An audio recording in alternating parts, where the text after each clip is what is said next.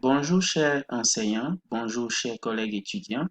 Je suis Aldo Bravo, béninois, médecin diplômé d'État. Voici ma carte d'identité CEDEAO et ma carte de médecin inscrit à l'ordre des médecins du Bénin. J'ai l'honneur de vous présenter ma production sur l'exercice intégrateur du module 4 intitulé Dynamique du système vue au travers des acteurs et de leurs interactions. Nous allons sans plus tarder commencer par la situation problématique. Dame T.I. revendeuse de fruits âgée de 25 ans, premier geste, consulte à la maternité du CIESCOM du Bacilla Centre, non loin de son domicile, afin de savoir si son fœtus se porte bien, car elle venait de sentir ses premiers mouvements. Elle signale aussi à la sage-femme de légères douleurs lombo-pelviennes survenant quelques mois après une journée de vente épuisante. Cette dernière, après l'avoir grondée du fait d'être venue dans la nuit, l'examina et conclut à une grossesse évolutive de 4 mois environ selon la hauteur utérine. Elle lui prescrit une ordonnance de fer Foldine à prendre à la pharmacie du CIESCOM, d'antispasmodique espasfon comprimé à acheter à la pharmacie de ville malgré la disponibilité du butylscopolamine au CIESCOM qui a aussi un antispasmodique, et lui remet une moustiquaire imprégnée d'insecticides à longue durée d'action, une dose de 3 comprimés de SP à prendre en prise unique à la maison, puis un rendez-vous d'un mois sans mention de la date dans le carnet où était seulement inscrit la valeur de la hauteur utérine et les médicaments prescrits. Au prochain rendez-vous, la sage-femme de permanence l'a examiné et a remis la deuxième dose de SP sans vraiment prendre le temps de recueillir ses plaintes ni voir ce que sa collègue a écrit dans le carnet. Dame T.I. a remarqué qu'après la prise de SP, elle ressentait des malaises à type de courbature, vertige, asthénie, et elle décida de ne plus aller en consultation prénatale et surtout de ne plus prendre ce médicament. Notons aussi qu'elle dort rarement sous milde.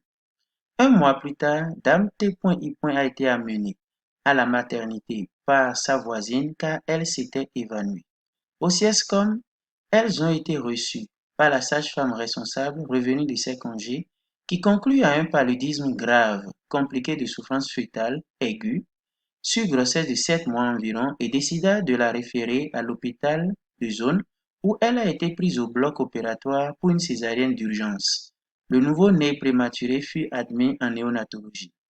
Ayant constaté les insuffisances de prestations de ses collègues, la sage-femme responsable décida d'une remise à niveau de son équipe avec l'appui de l'équipe d'encadrement de la zone sanitaire EEZS et le conseil de gestion de Bacilla Centre.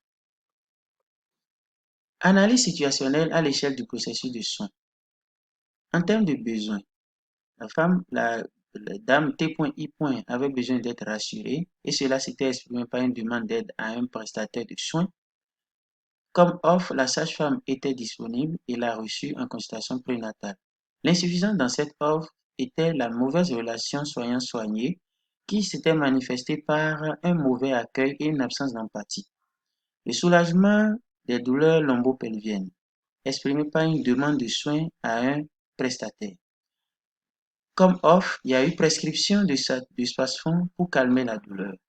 Insuffisante dans cette offre, c'est la prescription qui est non efficiente car le butylscopolamine, encore appelé HBB, qui est moins cher, était disponible dans la pharmacie et qui pouvait facilement valablement remplacer le spasfon vu les moyens financiers limités de Dame T.I. Elle n'avait pas aussi bénéficié de conseils de repos parce qu'elle a notifié qu'elle ressentait ces douleurs lombo-pelviennes qu'après une journée chargée de ventes. En termes de continuité de soins comme besoin exprimé en type de bon suivi de grossesse, comme offre, elle a bénéficié de 2 consultations prénatales faites jusqu'à l'accouchement. C'est insignifiant. Et comme insuffisance de cette offre, le carnet de soins de Dame T.I. était mal renseigné, ce qui était un grand risque de mauvais suivi de grossesse. Intégration des soins comme besoin, manifesté par la prévention du paludisme sur grossesse, recherche systématique de pathologies sur grossesse, notamment les phytopathies, les hépatites virales B, et comme offre de soins, Dame T.I. a bénéficié de la première dose de SP et d'un don de 1000. Comme insuffisance de cette offre, il y a non-respect de la prise supervisée de SP, absence d'informations sur les avantages et effets secondaires de SP, mais aussi sur l'importance du MILD. Elle n'avait pas bénéficié d'examens paracliniques au cours de ces deux consultations prénatales. La situation actuelle problématique se résume dans le fait que nous avons un taux élevé de paludisme sur grossesse du fait de la non mise en œuvre efficace du traitement préventif intermittent à base de SP et la non-utilisation du MILD. Alors, le processus du changement. Ici, nous voulons quitter une situation actuelle problématique pour une situation souhaitée, c'est-à-dire une situation améliorée, une situation de santé améliorée. Et pour ce faire, nous avons besoin de différents acteurs qui doivent interagir entre eux pour pouvoir permettre l'atteinte de cette situation souhaitée. Et si nous prenons l'exemple de l'EZS et du COGES, cela passera par la remise à niveau des agents de santé, de leur capacité sur la prise en charge, sur la stratégie du TPI à travers des séances de formation et d'affichage des protocoles. Suivi, puis suivi-évaluation. Et ce suivi et cette évaluation, elle est importante car elle permettra de s'adapter au fur et à mesure de la mise en œuvre de la forma, de la mise en œuvre des compétences acquises au cours des formations. Cela permettra à ce que l'équipe d'encadrement de la zone sanitaire puisse adapter la transmission de la compétence en fonction du contexte. Nous avons aussi la sensibilisation des gestantes à l'utilisation du moustiquaire imprégné d'insecticides à longue durée d'action parce que si cette gestante, ces gestantes et ses accompagnants et son entourage ne sont pas suffisamment informés, ils ne peuvent pas adhérer à cette politique du TPI, SP et l'utilisation du MILD. Lorsque tout ceci sera bien mis en œuvre, cela permettra une mise en œuvre contextuelle de la stratégie TPI au cours des CPN qui seront désormais recentrés, toutes choses permettant une réduction considérable du taux élevé de paludisme sur grossesse et de ses complications sur le fœtus. Nous allons parcourir quelques particularités du traitement préventif intermittent à base de SP afin de mieux comprendre les différentes interventions que nous aurons à faire dans les prochaines diapositives. Nous dirons ici que le démarrage du TPI doit être le plus tôt que possible, déjà au début du second trimestre, dès la constatation des premiers mouvements du fœtus. Et cela doit être fait à chaque consultation prénatale jusqu'à l'accouchement. Au moins, on demande 3 doses à 1 mois d'intervalle. La prise de SP doit être directement observée et cela se fait avec les 3 comprimés. Ne pas prendre le SP simultanément avec le CTM car cela entraîne une exagération des effets secondaires, ni avec de fortes doses d'acide folique parce que cela entraînera une neutralisation de l'effet antipalustre du SP. Les effets secondaires du SP doivent être connus par les agents de santé et communiqués à la gestante afin qu'elle s'y prépare. Il s'agit notamment de nausées, de vomissements, d'asthénie, de vertiges, de courbatures. Il faut toujours combiner l'administration du SP à l'utilisation du MILD et consigner l'évolution des prises dans le carnet de la gestante. Quelles sont les différentes phases du processus de TPI-SP? Il s'agira de l'accueil et de l'interrogatoire, le recueil des plaintes, des antécédents et du traitement actuel. Cet accueil doit être un accueil chaleureux, permettant à la gestante de se voir dans un environnement plaisant, de confiance, qui va l'amener à chaque fois à venir au rendez-vous parce que c'est un moment de plaisir pour elle de mieux connaître l'état de santé de son enfant, de son fœtus et d'elle-même dans un environnement convivial.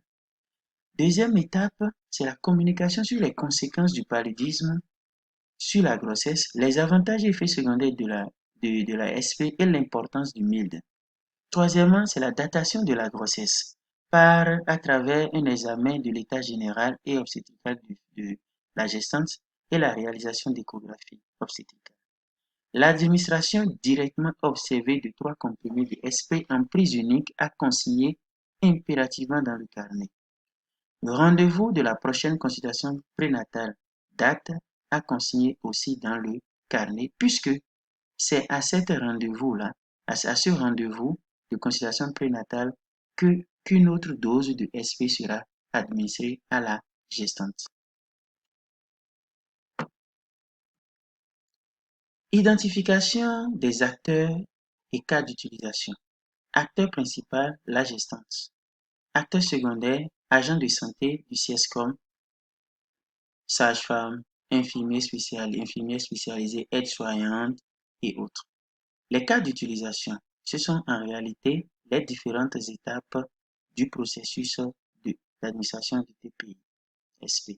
Accueil interrogatoire, communication sur SP et MILD, datation de grossesse, administration du SP, rendez-vous de prochaine dose du SP.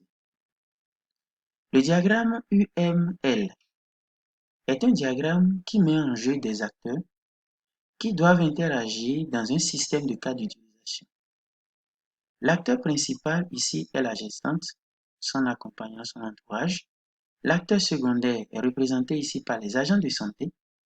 Eux tous vont interagir dans un système que nous avons dénommé ici pour le cas de figure mise en œuvre de la chimioprophylaxie TPI-SP chez une gestante. La gestante a besoin d'être accueillie, interrogée, a besoin d'être informée sur la SP et le MILD, a besoin de connaître l'âge de sa grossesse, a besoin, a besoin d'administrer, a besoin de se faire administrer la SP, de prendre la SP et a besoin de connaître le rendez-vous de sa prochaine dose de SP. Et tout ceci doit être fait par l'agent de santé avec bien sûr l'approbation, l'adhésion de la gestante. C'est pour cela que nous parlons d'une interaction entre ces différents acteurs pour l'atteinte de l'objectif qui est la mise en œuvre efficace de ces chimioprophylaxies dans l'optique de la réduction du taux élevé de paludisme chez les gestantes. Nous allons voir le diagramme de classe qui va mieux nous expliquer cette interaction qui doit exister entre les différents acteurs. L'équipe d'encadrement de la zone sanitaire, de par son leadership, son expertise, doit favoriser, en tant que formateur, la formation du personnel du centre de santé communautaire et doit aider aussi à la disponibilité des ressources et au suivi et à l'évaluation de ces compétences acquises et de la mise en œuvre de ces compétences-là, notamment le respect des protocoles et, ce faisant, ce personnel, qui n'est rien d'autre que les sages-femmes, les infirmiers, les aides-soignants et autres, seront alors outillés et deviendront plus compétents avec une conscience professionnelle plus aiguisée. Tout cela va aider les usagers que sont les gestantes, les accompagnants et l'entourage à un état de bien-être, à un accès à l'information sur leur prise en charge, à leur autonomisation et à un bon suivi de leur grossesse. Nous comprenons ainsi que toutes ces actions doivent forcément se mener dans un système où l'interaction entre les acteurs doit être de mise. C'est ce que expliquent les différentes flèches à double sens que nous avions mis entre les acteurs avec leurs attributs. Nous allons aborder à présent le cadre NPT. qui va nous permettre, de par les processus, les différentes tâches et les agents qui doivent exécuter ces tâches, de pouvoir comprendre quelles sont les éventuelles difficultés qui pourraient entraver ces tâches-là et y trouver d'éventuels outils de normalisation. Alors, en termes de processus, nous avons l'accueil et l'en- en termes de, nous avons l'accueil et l'interrogatoire. Et comme tâche, nous avons installation de la gestante, construction d'une bonne relation soignant-soigné, enregistrement, identité, recueil des plaintes, antécédents, traitement, accueil. Et les agents qui sont affiliés à cette tâche, c'est l'infirmier, les aides-soignants spécialisés en accueil. Autre processus, c'est la communication sur SP et MILD. Comme tâche, nous avons informé la gestante des conséquences du paludisme sur la grossesse et le fœtus, des avantages et effets secondaires de la SP et importance de l'utilisation du MILD dans la prévention du paludisme chez la gestante. Les agents, c'est la sage-femme, l'infirmier spécialisé en CPN, gynécologue obstétricien et le membre COGES. La datation de la grossesse comme autre processus et comme tâche, nous avons examiné la gestante à travers un examen général, un examen obstétrical, les renseignements sur la date de sa dernière règle et si possible une échographie obstétricale. Et comme agent, nous avons sage-femme infirmier spécialisé en CPN, les techniciens supérieurs en échographie ou bien même un gynécologue obstétrical ou bien un radiologue, un médecin radiologue. Autre processus, nous avons l'administration de la SP. Et comme tâche, installer confortablement la gestante en lui donnant une tasse d'eau potable et lui donner les 3 comprimés de SP à avaler directement devant l'agent de santé. Consigner dans le carnet la date et l'heure d'administration de la SP. Comme agent, nous avons sage-femme infirmier spécialisée en CPN. Rendez-vous de prochaine dose de SP. Comme tâche, inscrire la date de rendez-vous de la prochaine CPN dans le carnet et informer la gestante. Donner à la gestante une MILD et lui rappeler son importance et mode d'utilisation. Comme agent, sage-femme infirmier spécialisée en CPN. Alors, nous allons voir les dépendances fonctionnelles, c'est-à-dire les informations, comportements et organisation entre ces différents agents. Si nous prenons les agents de santé, il y a une dépendance entre les différents agents de santé par le biais de la collaboration interpersonnelle, interprofessionnelle et agents de santé et la gouvernance du système. Les problèmes actuels à optimiser dans ce cas de figure, c'est le respect mutuel, la connaissance et respect des principes du TPI-SP, disponibilité des intrants, notamment matériel du CPN et SP, comprimé d'SP. Les agents gestantes. Il y a une dépendance fonctionnelle entre la gestante et les agents de santé, entre la gestante et les membres du COGES, entre la gestante et même son entourage. Et comme problème à ce niveau, on peut avoir une barrière linguistique entre la gestante et les agents de santé, respect de la confidentialité, perception du patient des agents de santé et les membres du COGES, la qualité de la relation soignant-soigné à travers l'accueil, la communication, l'empathie et la ponctualité. On peut avoir aussi une dépendance fonctionnelle entre les techniciens supérieurs en échographie et les agents de santé et même les gestantes. Et les problèmes que nous pouvons identifier ici, c'est la qualité de l'examen physique, la compétence de l'échographiste, la qualité de la communication, le respect mutuel, la confidentialité. De ces différents problèmes que nous avons identifiés, nous allons ressortir les causes éventuelles et les outils de normalisation proposés.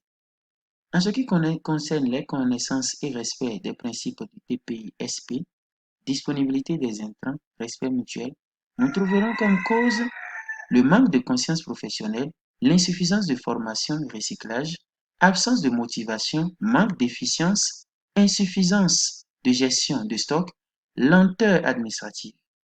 Comme outil de normalisation de ces dépendances, nous proposons le manuel de procédure disponible et accessible, parce que ça peut être disponible et non accessible aux agents, l'affichage des protocoles, la motivation d'agents respectant des critères de performance préétablis, la formation continue et recyclage, participation active des agents à la gouvernance, suivi et évaluation du TPI-SP et remise à niveau des agents. Pour la barrière linguistique, respect de la confidentialité, perception du patient des agents de santé et co-gestes, qualité de la relation soignant-soigné.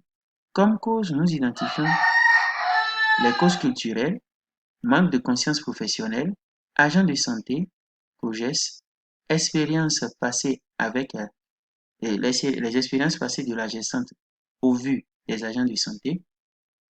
Comme outil de normalisation des dépendances, nous proposons le recrutement d'interprètes ou de médiateurs dans les maternités pour parier à cette barrière linguistique. Information continue du patient et de son entourage sur les offres de soins disponibles dans les structures de soins. Cela permettra aux gestantes et à leurs accompagnants de savoir que lorsque j'ai tel besoin, lorsque je l'exprime, il y a possibilité d'offres de soins disponibles dans cette structure de soins. Cela permettra d'y aller. Participation effective du COGES à la qualité des offres de soins, curatives, préventives, promotionnelles, formation continue et recyclage des agents. Un autre problème que nous avons identifié, c'est la qualité de l'examen physique, compétence de l'échographiste, qualité de la communication, respect mutuel, confidentialité. Comme cause, nous avons identifié le manque de conscience professionnelle et l'insuffisance de formation en recyclage. Et comme outil de normalisation de cette dépendance, nous proposons le suivi et l'évaluation de la qualité des prestations et remise à niveau. Affichage des protocoles, formation de nouveaux agents. Présentation de l'interface du NetLogo. Comme tortue, nous avons personnel de santé du CIESCOM, gestante et accompagnant, COGES, EEZS. Comme monde, nous avons le village, nous avons le CIESCOM, l'hôpital de zone. Comme patch, nous avons la maternité et comme observateur, nous avons la famille, la communauté. Nous vous remercions, nous sommes au thème de notre présentation. Les questions et les apports permettront de parfaire ce travail. Je vous remercie.